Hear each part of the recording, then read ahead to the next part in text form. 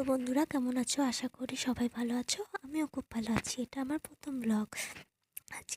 আজ রবিবার, তো ঘরে বসে বসে ভাবছি কি করি। তো বরকে বললাম চলো কোথার থেকে ঘুরে আসি। বর বললো ঠিক আছে চলো যাই। আমি কোথায় যাবে? কয় চলো সামনে এই পাহাড় আছে, পাহাড়ের থেকে ঘুরে আসি। তো রেডি হয়ে বের হয়ে গেলাম। হালকা জঙ্গলের মাঝখান দিয়ে আমরা পৌঁছে গেলাম। এই পাহাড়টির নাম বুড়ো বুড়ি পাহাড়।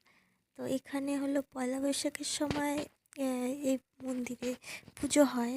আর এখানে হলো মেলাও হয়, খুব সুন্দর মেলা বসে। তো আমাদের আগে আসার কথা ছিল ওই মেলার সময়, কিন্তু যেতে পারিনি। তো তারপরে সেদিন গেলাম। যাই হোক, এর পরের বছর হয়তো বা যেতে পারি।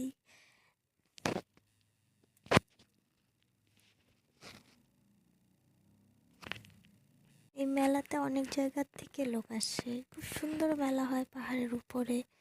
তো আসামে মেলার মন্দিরটি। তারপর আমরা পাহাড়ে উঠে উঠে গেলাম। তো একটু ওঠার পরে দেখি একটা সুন্দর সুন্দর একটা ঘরই বলা চলে ওটাকে, খুব সুন্দর লাগছিল।